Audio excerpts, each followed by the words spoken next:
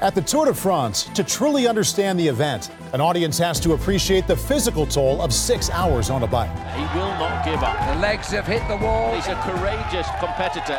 And conveying that to the viewers is the biggest obstacle. This year, with the Everysight Raptor sunglasses, NBC was able to take viewers on the Tour's roads as they've never been before. Raptor is the smartest wearable device designed for the outdoors, combining mobile computing, GPS, sensors, an HD camera, Wi-Fi, Bluetooth, and much more. But what really makes Raptor transformative is our proprietary beam technology, projecting a crisp display directly in front of your eyes without obstructing your vision. To give fans a better perspective of what the riders go through, I rode several stages with these Raptor sunglasses that displays all my biometric data. I'm back up to almost 40 miles an hour, just like that.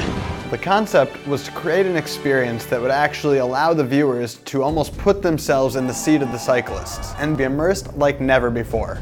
It records all your data like speed, power, cadence, and heart rate, and displays that information in front of your eyes while riding. It basically turns your bicycle into an F-16 with you as the pilot.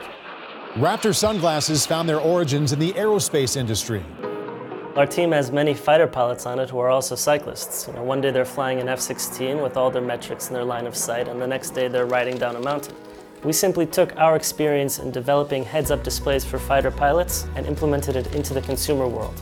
Developing these AR smart glasses was not without its challenges. We have been working for over a decade, trying different technologies. Raptor is not much bigger than your sunglasses. Think about the technology we had to pack into that. Also think about the harsh conditions, sweat, heat, rain, long hours of use. This is extremely challenging, and our team has worked very hard to overcome it. Everysight's hard work paid off throughout NBC's Tour de France coverage, as it offered multi-dimensional insights to the course. This is the speed, miles per hour, so you have 28 miles per hour. Wattage just keeps on climbing, 480.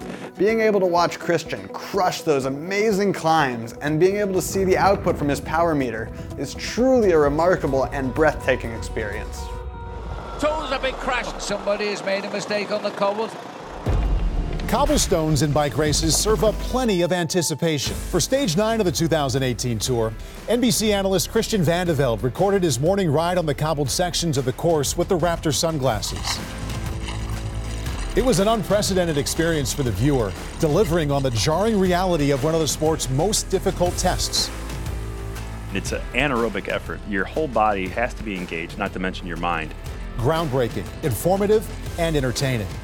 It's truly the closest a viewer can get to being a rider in the Tour de France without having to get off the couch. Christian mentioned that they were out riding the course and kind of ended up being next to one of the teams. What'd you learn out there? And this was just this morning, a couple hours ago. Yeah, this is actually brought to you through my sunglass, my Everysight sunglass, and Bob is right behind me. And Suffering like an animal, by the way. we were suffering, but this is obviously the speed, miles per hour. So you have 28 miles per hour. My heart rate, 168 now.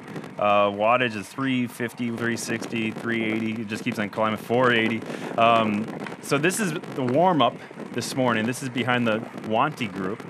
And that gives you just a perspective of seeing how high my heart rate is. And this is just a warm-up for this. And these guys, for sure, will not be contending. No disrespect to this team, but they will not be in the top 5 today. So that just gives you a perspective of how fast it is out there. But all these teams, like you were saying earlier, Paul, will have gone out on the course just to see the race conditions throughout the day, and they will be changing. It was a little bit, one thing I didn't expect was how breezy it really was. And I really asked Bob afterwards, is this a significant windy? Because we don't want to play it up too much, but it's definitely quite windy, and it's changing around from right to left and tailwinds. I like the 815 watts for a minute, and that's what I was like, yo. But it did remind me of how thrilling it is to be with your teammates and just hauling down the highway, going 35 miles an hour, and woo, the crowds are going by. It raving. So thrilling. They never get to do those cobbled races. They never even are assigned to do those. It's not that races. they don't get to; they don't want to. They don't want to either. They're smarter, maybe. Yeah, it's a lot smarter. And I don't know if Christian wanted to, but he did it for us this morning. And the footage of your recon is I wanted incredible. to do it. No, I mean, Bob needed his beauty sleep. He didn't come out. He wussed out I a little did bit. a few when I was racing, though. So. Yeah, that's true. So this is going on to section 5 right here. And just listen to that. Wow.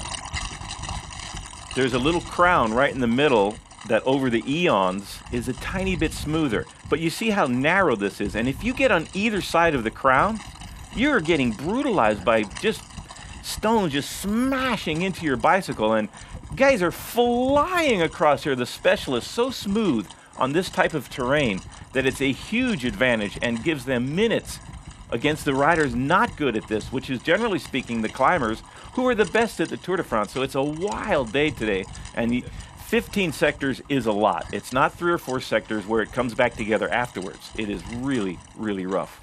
And not only just being on the crown, if you get off that crown, it's a very higher chance to get a flat tire, break a wheel, crash.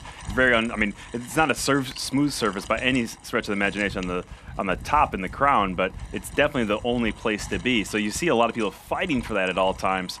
And really, I mean, so this was one of the shorter sections. It's only 500 meters long, so it took me about a minute to get across, not even. And my bike is not specialized for this, so these guys will have different tires, different air pressure, different wheels, different handlebars, maybe different bikes completely.